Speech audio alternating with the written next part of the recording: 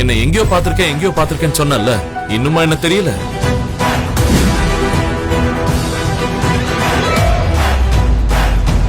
உங்களை மரியாதை இல்லாம என்னென்னமோ பேசிட்டேன். ஸ்ருதி கிட்ட இருந்து தள்ளியே இரு. அவ கூட சேர்ந்து சொத்தெல்லாம் சுத்திக்கிட்டு ஓடி போலான்னு நினைச்சினா நடக்கிறதே வேற. இந்த banquet king of CEO car நடக்கிறது. நான் இங்க வரதுல உங்களுக்கு என்ன பிரச்சனை? சிஇஓ இன்னைக்கு எனக்கு ப்ரப்போஸ் பண்ண போறாரு. அங்க வந்து ஏதாவது பிரச்சனை பண்ணணும்னு நினைக்காத. அவருக்கு நீ தேவையே இல்ல. அப்புறம் அவரை நீ கல்யாணம் பண்ணிக்க போறேன்னு கனவு கண்டுட்டு இருக்காது. லாவண்யா இன்னைக்கு ஒன் ஆஃப் த விஐபி. அவங்கள அப்படி பேசுறத நிறுத்து. இன்விடேஷன் இல்லாம நாய் நுழைஞ்ச மாதிரி உள்ள நுழைஞ்சிருக்கான். அவனை முதல்ல வெளியே துரத்து. யார் சொன்னா என்கிட்ட இன்விடேஷன் இல்லன்னு?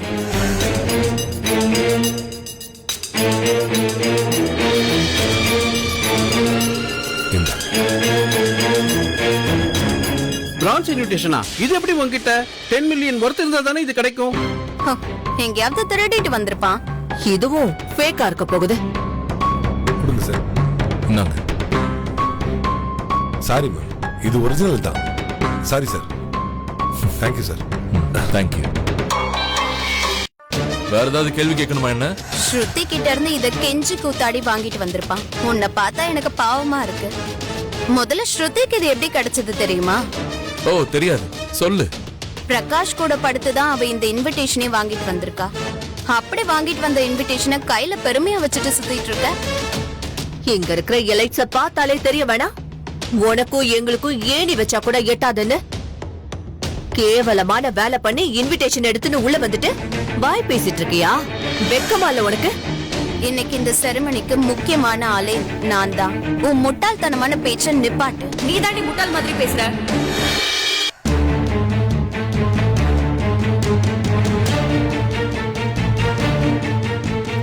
நான் இந்த நாயை டைவர்ஸ் பண்ணிட்டு விஜய கல்யாணம் பண்ணிக்க ரெடியாக சொன்னல, அதை விட்டுட்டு இவனுக்கு பிரான்ஸ் இன்விடேஷன்லாம் கொடுத்திருக்க. அர்ஜுன் என் ஹஸ்பண்ட். அவர் கூட வராம நான் யார் கூட வர போறேன்? அப்படி அவன்கிட்ட என்னத்த பார்த்த? அவன் கூட நான் 5 வருஷம் இருந்திருக்கேன். அடிச்சு சொல்றேன், இவன் ஒரு உதவாக்கற. உனக்கு இப்படி பேச வெக்கமா இல்ல? அது சரி. நேத்து எல்லாம் பார்த்ததுக்கு அப்புறமும் ஒன்றிருந்து நான் இதை எதிர்பார்க்கறது ஏன் தப்புதான்? நான் இதை உன் படிப்புக்கு செலவு பண்ணேன், உன் ரிசர்ச்சுக்கு செலவு பண்ணேன். நிறுத்து. அத நீ பண்ணல. கிங் கார்ப் சிஇஓ தான் பண்ணாரு. நான் அதை ஒன்றிருந்து இவ்வளவு நாளா மறைச்சிட்டேன். இப்ப இதை நான் ஏன் சொல்றேன் தெரியுமா? நீ என்ன ஒரு ரோட் சைடு ஏடிஎம் மிஷின் மாதிரி பணத்துக்காக மட்டும் யூஸ் பண்ணிட்டு இருந்திருக்க. இன்னும் இப்படி எத்தனை கதை சொல்ல போற அர்ஜுன்? சக்சஸ்ங்கிறது ஒருத்தர் உழைப்பால வர்றது. யார் கொடுத்தோ அது வராது. ஆர்மியில வேலை பார்த்ததை தவிர உன்கிட்ட வேற என்ன இருக்கு? ஒரு கார், ஒரு வீடு, ஒரு நல்ல பேங்க் பேலன்ஸ் கூட எதுவுமே இல்ல. இப்ப காசுக்காக ஸ்ருதியோட ஒட்டிக்கிட்டு தெரியற. எக்ஸ்கியூஸ் மீ, அர்ஜுன் என் ஹஸ்பண்ட். அவர் இப்படிலாம் பேச உனக்கு எந்த ரைட்ஸும் கிடையாது. என்ன தைரியம் இருக்கணும் உனக்கு?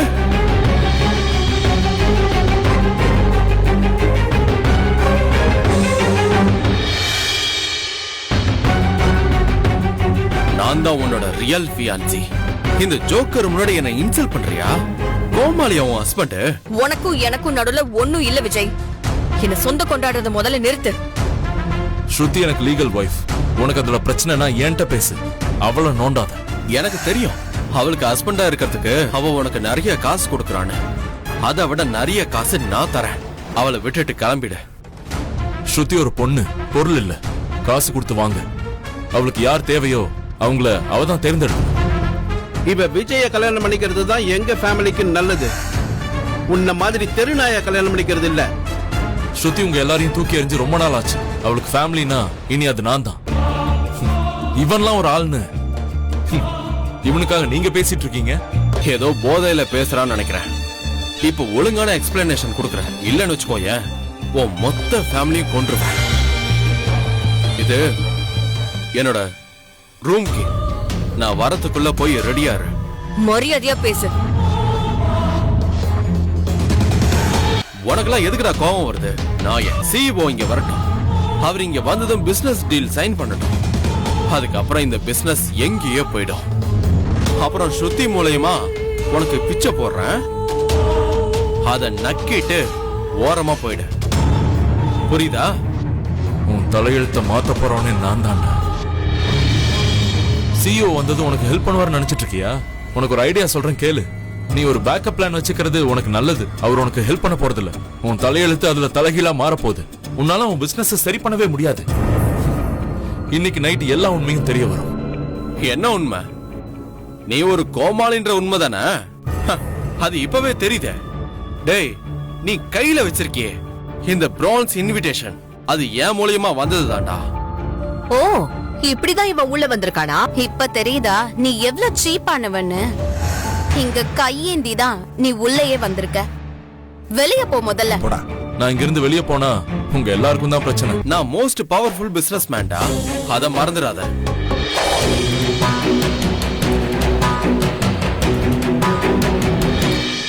அவர் உங்க எல்லாருக்கும் பாஸ்டா.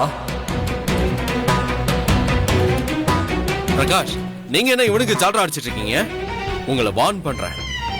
சிஇஓட்ட கம்ப்ளைண்ட் பண்ணா என்ன ஆகும்னு தெரியும்ல. இந்த மிரட்டலுக்கெல்லாம் நான் பயப்பட மாட்டேன். இப்பவும் சிஇஓ பக்கத்துல தான் நான் இருக்கேன். உங்களுக்கு தான் தெரியல. நம்ம எவ்வளவு பவர்ஃபுல்னு இப்ப அவங்களுக்கு காட்டலாம். Shall we? My pleasure. ஆனா இவனை எங்கேயோ பார்த்திருக்கேன்.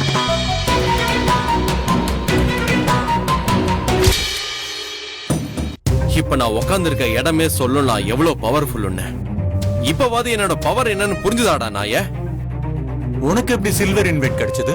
இப்ப நீ என்ன தலை வணங்கி பேசணும் பிரகாஷ். குரல் எல்லாம் வசதி பேசக்கூடாது, இல்லனா உன்னை வேலையை விட்டு தூக்க வேண்டியதா இருக்கும்.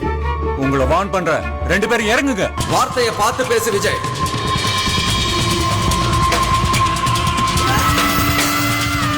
Welcome Nitish, the host of the banquet. Shut up Lavanya. நீங்க உங்க த்ரோன்ல உட்காருங்க.